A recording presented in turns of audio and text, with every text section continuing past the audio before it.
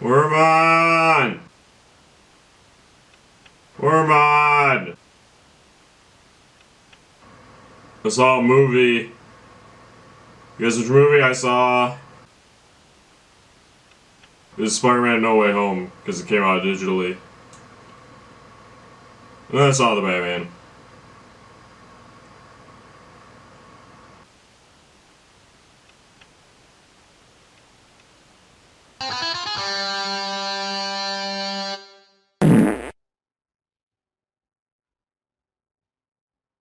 So this movie had a lot of fucking restraint by not having a ton of jump scares. Forgot to hit record with this.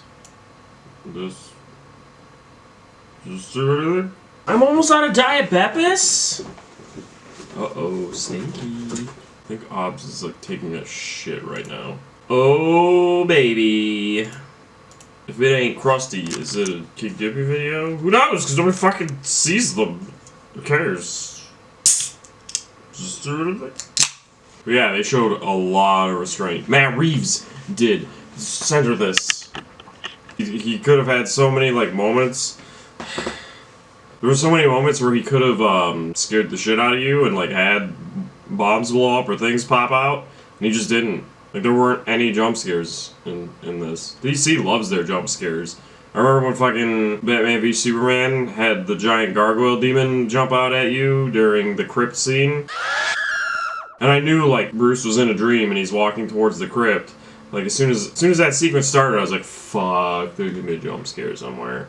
It's gonna be in that crypt. And then when he gets in the crypt, I'm just waiting, and waiting, and waiting, and waiting. And then he looks at the blood dripping out of the grave thingies of his parents. And I was like, yep, there it is. Come on, jump out of the fucking wall already. And sure enough, a giant bat demon thing jumps out. And the guy in front of me, like, shit himself. He jumped so hard. And I was like, did you not see this coming at all? Like, you didn't? The minute he was in a field? Anyway, the moral of the story is DC does a lot of jump scares in their movies. Like in Man of Steel, there's that conference they're having about the end of Krypton, and all of a sudden a fucking laser just blows one of them up. And surprise! But this movie had none. Like, I'm trying to think of, like, there are some moments where things get loud kind of fast, but at one point the Riddler has a bomb on a guy, and he's literally counting down to when the bomb's gonna blow up. Like, that would have been the perfect opportunity to just make the bomb blow up, just randomly, and try to kill Batman while he's trying to help this guy. But no, there's a timer. There's a game with clear rules. The timer counts down while the guy's trying to solve some riddles, and if he doesn't solve them in time, he blows up, and the Riddler keeps to that, and he's counting down out loud. But, like, you see the timer, but he's like, 3, 2, 1, time! And then fucking loud explosion. But you see it coming. Like, there's nothing that really jump scares you in this. I can't stress how amazed I am at that alone. Like, there's so much restraint in that. There's a cat. I don't have my YouTuber lens, so you can see her. That's why. Not because I was too lazy to switch them out. I keep looking at me. But yeah, like, there's a moment where they're walking through an orphanage that's old, broken down, no lights. It's got, like, directions and question marks everywhere telling Batman where to go. And it's like, nothing jump scares in there either. There's kind of a moment where the music does this, like, horror, this, like, cliche horror thing when, like, a burnt-out druggie, like, comes in and out of the frame. But it doesn't really, like, jump at you or anything. They kind of try to make it a tense, scary situation just to fuck with you. But, yeah, like, no jump scares. This was the movie to do it, and they didn't. Like, this Batman movie, Batman v Superman, is not really a movie you'd think jump scares would show up in, and it tried to have some. This is the movie where you would think it's gonna be like Law-Abiding Citizen. Like, is something gonna blow up at some point? No, nothing, just does it randomly. There's even a moment where a package bomb gets sent to Bruce's house when the Riddler wants him dead for something his dad did. And Alfred sees the package and he opens it, and it's clearly a bomb, which is weird because it's like, this guy was targeting pretty much a bunch of, like, corrupt rich people, which you find out, like, the Waynes sort of were, somewhat. And Bruce, the Riddler, wants to kill Bruce for that, because the sins of the father and some shit. But, you know, Bruce is out being Batman, which the Riddler somehow never figured out. And Alfred's opening the package himself, and it's like, they know he's targeting them, and everyone. They should at least know they're gonna be getting something in the mail that's not nice. And this thing very clearly looks bad, and it says for Bruce's eyes only or something. Do not open, and it's got like the handwriting they're used to seeing on the clues, and Alfred opens it. He sees like a flameproof envelope in there, and he's like, it's like, yep, that was a bomb. He throws it away in time and only gets somewhat blasted, but it's just funny because like that could have been a jump scare was the point somewhere along the way, and it wasn't. Like the explosion's silent. You think he's gonna open it and boom. No, they go cinematic with it and poetic, and it doesn't even make a sound. Literally doesn't make a sound. It's quiet while some music plays. And yeah, like you would think they would see that coming too, though. Was the other point. But they don't. Alfred doesn't suspect it, and he's not some dumbass in this movie. He's pretty smart himself. And he has hair! That's what made him smart. I don't have hair. I guess that does kind of like bring up the point. Let me just keep editing this outline while I talk. Fuck everything. But yeah, I guess it was kind of cool. Like that leads me to the next point, though. Good transition. Batman wasn't omnipotent. He was good at like solving stuff. He knew things at the crime scenes and saw things there that kind of helped the cops out and helped the case. And he was like figuring riddles out and stuff. Pretty much all like the childish simple ones he knew immediately. Like, what does a liar do when they die? They lie still. But then that ended up having more meaning that he missed, because there was still lies going on. My hair sucks. But the point was, he didn't just solve everything and know it. Like, the Riddler was able to look down on him a couple times and be like, you really didn't see the whole riddle, did you? Like, I thought you were smarter than that, but you missed the big thing. Yeah, he needed help at times from Alfred, or Penguin at one point helped correct the Spanish when they thought he was talking about like a flying rat. They thought the Riddler meant like the Penguin, but it was really like a website. They had to follow a URL. It is weird, but Batman like would make some small mistakes here and there and not be as quick as Riddler wanted or smart, but he was still good. Like, he was smart. It's just he wasn't like breaking things down in his head in a mind palace and fucking knowing everything and solving everything in Cats. He almost died at one point because he just took a shotgun to the fucking tum-tum, so he wasn't able to just constantly dodge everything and beat everybody up. He used tactics and stuff and could fight, but he was taking hits and getting shot a lot. It's a good thing he had that armor, because he wasn't like God mode ninjaing around. Which brings me to the suit. I liked it. I hated it at first, because I used to not really like the overly armored looks too often. Like, I wanted something more like... I like what that weird-looking CW Superman has. CW, hire me to be a weird-looking balding Batman, please. You've already had a balding Batman, just hire me. I can lose, like, 30 pounds eventually. But yeah, I like what the CW does with their suits. It's just maybe make them look less cheap. Not the ones that are like 1 billion pounds of latex. Don't do those. Like the cloth ones, like Flash and Superman had, and Supergirl. I think she even started it. Like, maybe Flash did. No, Flash had this gross leather one. I think Supergirl might have been the first to have like a decent looking costume. But I like that balance where it's not like some circus fabric, but it's also not 30 pounds of fake muscles.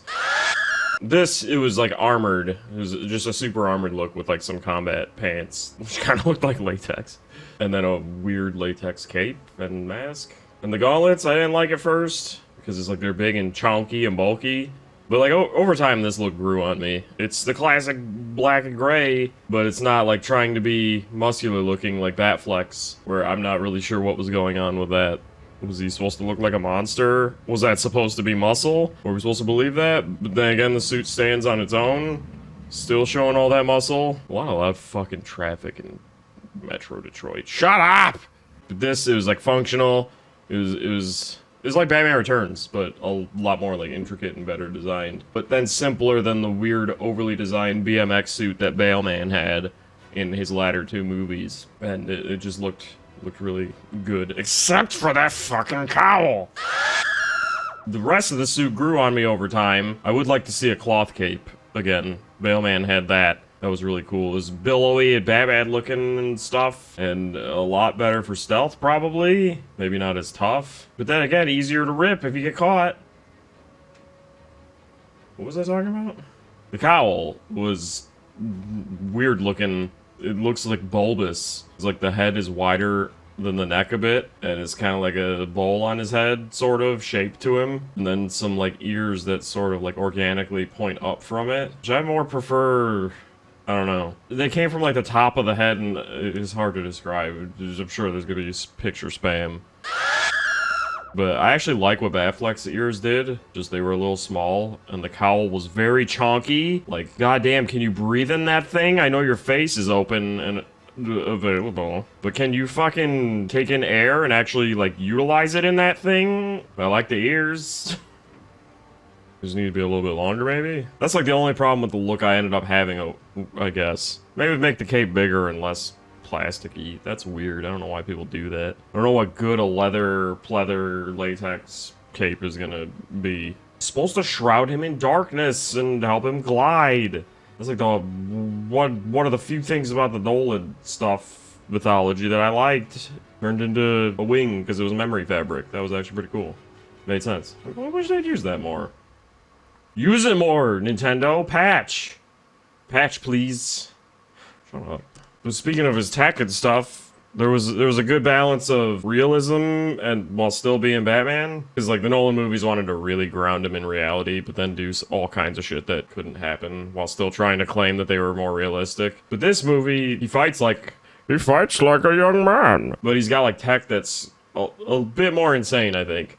He's got lenses that can give a sort of camera feed to a computer so that he can go back over the shit he looked at all night. Later on, he's got like facial recognition in those lenses. I mean, the computer is hooked up to them, but it's remote and it's doing like all kinds of facial recognition. Is that all he's got? He had a back grapple that was like a tiny little grapple and he used a lot. Acted like the back grapple.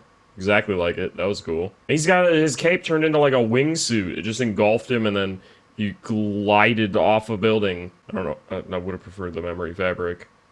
The wingsuit thing was fucking weird. Why not just the memory fabric cape? I guess it'd be harder to brace your legs, because that's something they never explain in the Nolan trilogy. Is how do his legs stay there when he's gliding? Like, you get the whole force of the drop, but swooping and stuff might keep his legs in place for a bit. But even if he's a circus man, it's gonna be hard to keep him back there when he levels off and glides away for a while. Still, memory fabric. Damn it. And then he ate shit when he used it. He tried to like go under a bridge, weirdly enough, and deploy his cape. Or deploy like a parachute. I don't know why he tried it right at an overpass, because predictably the parachute caught the bridge. And I thought like, dude, you're going under a bridge. That you get like a split second before it happens, but it's like as he's deploying the chute, I was thinking like, that's not a good place to deploy that. You're trying to hover above a truck under an overpass, and that's a parachute. And it catches it, and it fucking, like, clothesline... Well, it doesn't clothesline him, but it yanks him, he smacks himself into a truck, and then falls and smacks into other stuff, and he's, like, almost dead. At one point, he uses adrenaline, because when he got shot in the tum-tum, he was almost dying. Like, the Riddler had some henchmen fucking... The Riddler inspired a bunch of henchmen to shoot people, because his whole thing was about exposing corruption, and... He blew a bunch of seawalls up after killing a bunch of politicians and exposing them. And they all were at a mayoral election now, and everybody had to, like, rush to it because the sea was coming in. And he gave himself up for some reason. He thought he was going to be safe inside the prison as the city flooded, and he thought Batman was going to join him there. More on that later. And while he was in prison, he got a bunch of people. He had, like, a social media following, almost like QAnon. Like, it's kind of, I think, what they were getting at. They were all inspired by his actions and words to go shoot these people at the mayoral election, with everybody gathering there for safety. And Batman's, like, fighting them all. That was the final confrontation. That's when he gets shot in the tum-tum, when he's dealing with the last guy. And Catwoman saves him. He's laying there almost dying while she gets, like, blindsided by the same guy. And he just, like, opens a port in, like, his leg meat suit. And shoves some green fluid in there and injects it, which I'm pretty sure was adrenaline. And then he's like, "Bah!" And he beats the guy up. So that was cool. Like, he didn't just shrug that shot off. He was dying for a second. He couldn't move. She was getting beat up, and he couldn't do the heroic get up anyway and save her. He was like, I'm dead. Send help. And then adrenaline. And then he almost killed the guy, and Gordon had to, like, stop him. That was a long way to explain the balance of real... Gordon was cool, too. They had a lot of him and Batman together, which was nice. And, yeah, he might be my favorite Gordon. I didn't really know how I felt about them picking the guy from Westworld, because he seemed more like an intellectual, like, quiet kind of guy, and Gordon is sort of that, but also, I guess, with a little J. Jonah Jameson peppered in? Not really. I don't know. Gordon just never... He just kind of seemed like a semi-dumb cop with a good heart that somewhat could get outraged. I don't fucking know. He just seemed weird at first, but I liked him in it. Like, he's my favorite Gordon. Obviously, he didn't just play the guy from Westworld in it, but it's weird because he seemed more professorly than what Gordon would be. But then as Gordon, you know, he's an actor, he played a different character, so that worked. And they had a good dynamic. They were in there a lot, working together. Batman would just walk into the scenes, and cops would be like, "Can he be here? What about the chain of custody for the evidence?" And Gordon's just like, "Ah, he's got gloves. I mean, we kind of need him. Gotham sucks. Let him be here." Cat. And that's Pattinson is probably the best Batman so far, too. I mean, I was kind of... He's gonna die.